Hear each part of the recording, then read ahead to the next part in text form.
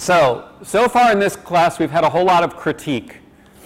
Right? Critique of the existing system, pointing out the limitations of that mainstream news media, that corporate commercial news media, that professional news media. Okay? So what I want to do today is step back and ask, okay, we've been critiquing, let's start to think about other ways to describe, define, and label the kind of journalism that might be an alternative, to provide you with an array of options as you start to form your own sense of what kind of journalism you'd like to see in the culture and what kind of journalist you would like to be. The goal here is not to give you some sort of cookie-cutter definition and suggest you have to adopt it, but start to put out some basic ideas. So to do that, I want to start with a concept that Pilger talked about in the clips we watched last class period, the notion of independence. We've come back to this over and over again. One of the core qualities of journalism, if it's going to be meaningful journalism, is it has to be independent. Journalists have to be independent in their pursuit of the news. Okay. Now, what I want to do is think a bit about what that really means. What does it mean to be independent? So let's put it in the form of some questions. Okay. Journalists are independent. Well, what does that mean? Does that suggest they can pursue subjects, any subjects of importance that they believe are relevant to contemporary society? If journalists were independent, they would be able to pursue those subjects. There would be nothing, in a sense, that would be off the table as a subject for journalistic inquiry if journalism and journalists were really independent. Second, if journalists were independent, would they not be able to get access to the information necessary to learn the truth? It means an independence to pursue, to go wherever you need to go to find the information necessary. Independent journalists would have wide-ranging capacities to pursue, to get access to that information. If journalists were independent, would they not be able to confront powerful people? We've reflected over and over again on the fact that when there are concentrations of power, there are going to be abuses of power, whether it's in the government sector or in the private corporate sector. Concentrations of power lead to abuse of power. If journalism's role is to monitor that power, journalists must be independent, must be able to confront powerful people. We've also been talking about the way that this is not just a question about the way powerful people behave, but the institutional structure and the nature of the systems in which they work. So can journalists confront powerful institutions as well? If journalists are going to be truly independent, they're going to have to be able not only to confront the people holding positions of power in a system, but be able to reflect on and confront the system itself. Can journalists critique the system that distributes that wealth and power? Can they go from the individual to the institutional to the systemic? Can they actually bring to bear critical reporting on the nature of the system itself? And then can they communicate all of this to the widest possible audience? Do they have access to the channels that allow them to speak to a large audience? So if we're going to ask questions about, are journalists independent? It seems to me these are some of the questions we would want to ask. That when journalists can do all of these things, then we might say they are truly independent. But of course, independence doesn't, come easy. There are forces that try to constrain the independence, not only of journalists, but of people in all sorts of positions. So if we're going to assert that independence might look like this, and this is just a list I constructed, reflecting on what journalists do and what's most important, this is a list that seems to me crucial if we're going to talk about real journalistic independence. But we know there are impediments to that. So let's think a bit about the impediments. They're simple. You don't have to be particularly old and wise to reflect on this. What are the impediments to truth-telling? If journalists are independent truth-tellers, if that's what we really want from journalists, an independence that allows them to tell the truth, what are the impediments to truth-telling? Well, they're the same for journalists as they are for anyone. Wealth, concentrated wealth, is an impediment to truth-telling. That doesn't take a whole lot of reflection to understand. Here's my observation about the world. When people have a lot of money, they generally want to keep it. And when they have a lot of money, they will generally do things to allow themselves to keep it. And because they have a lot of money, they have the resources to spend to do things to make sure they keep it. And sometimes that means people with a lot of money don't want the truth to really get out. Not too complicated here. This isn't a way of saying that everyone who has wealth is some sort of evil person. It means that there are patterns in the way that concentrated wealth operates. And concentrated wealth spends some of its energy to protect itself, and that means sometimes blocking those who want to tell the truth about the system of concentrated wealth. So wealth can be an impediment. When there's concentrated wealth in a society, that wealth will bring to bear on people trying to tell the truth all sorts of pressures, restrictions, sometimes direct suppression. You don't have to go far back in history to see that. Okay. Other impediments to truth-telling. Well, it seems to me pretty clear. Power, concentrated power. Same kind of analysis. People who have power tend to like having power, yes? They tend not to want to give it up. And because they have power, they tend to use some of that power, if necessary, to block those who want to tell the truth about the system. And so power, concentrated power, can be an impediment to truth-telling. People with great wealth, people with great power often want to create impediments to others telling the truth. Right, those are impediments that come from outside, brought to bear on someone who might be wanting to tell the truth. Right. The next two, I think, are impediments that can be internal to someone trying to tell the truth. Status, what do I mean by that? When people achieve a certain status, they tend to like to keep it.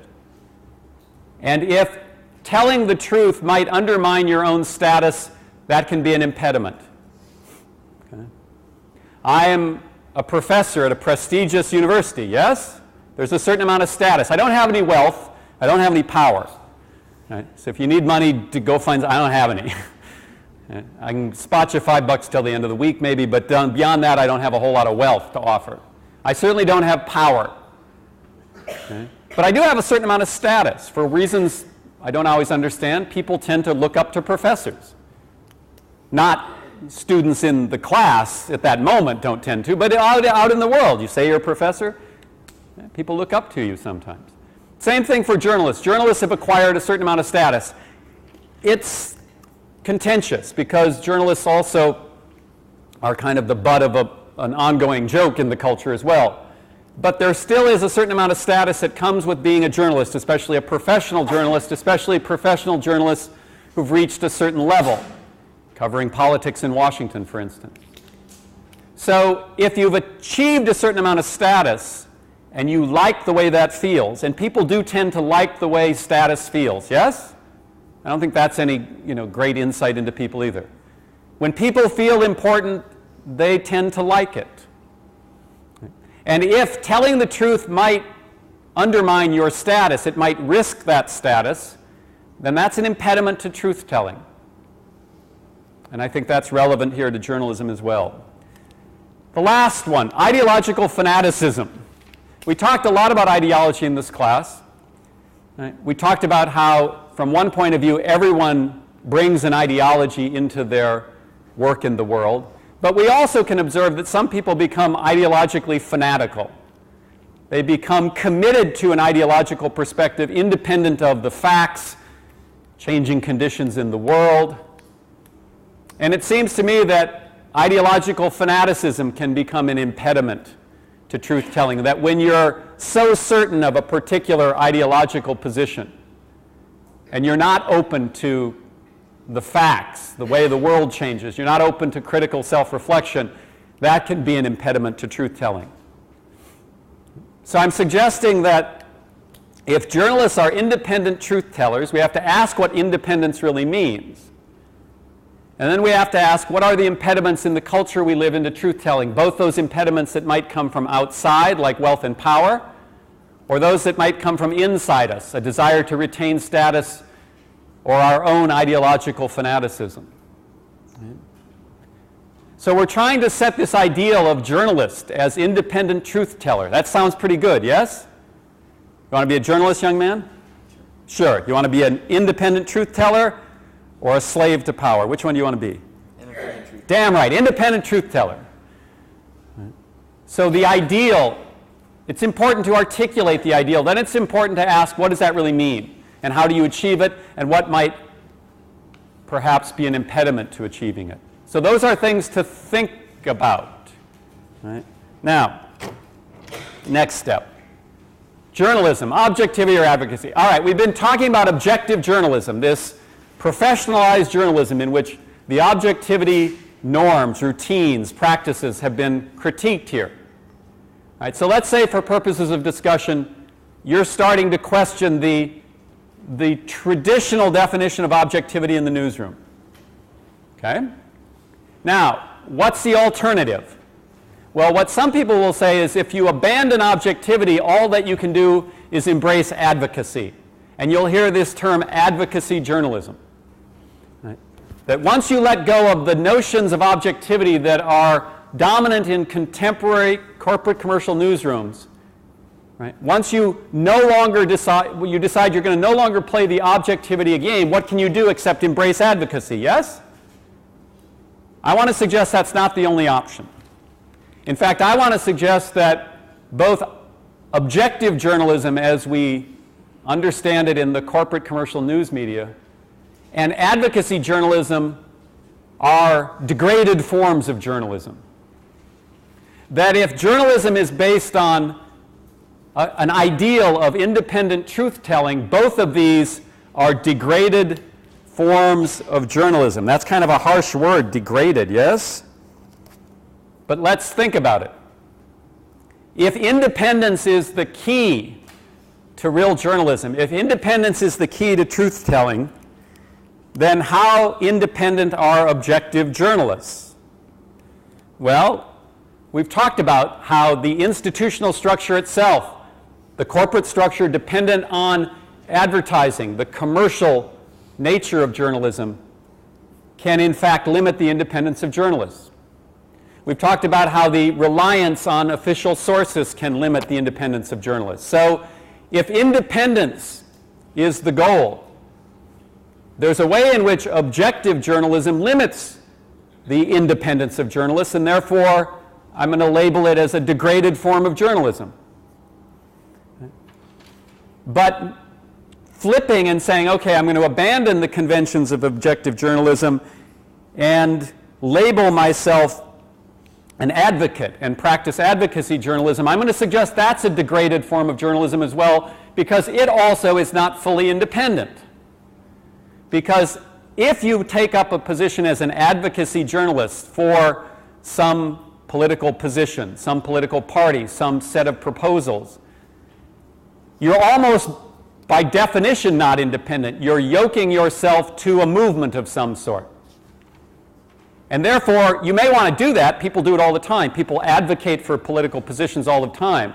But is it journalism?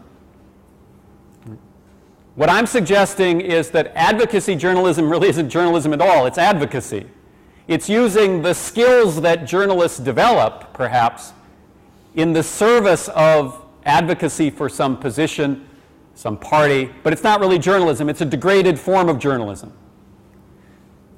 So I want to suggest that both the objective journalism that the mainstream corporate commercial press puts forward as the essence of journalism is degraded, but that the mirror image of that, an embrace of advocacy journalism, is a degraded form as well. Now, if that's the case, then you might be asking, well, that's all well and good, but where the hell do I go for some sense of what it means to be a journalist? In other words, what's the model? How are we going to take this ideal of journalists as independent truth teller and start to make sense of it.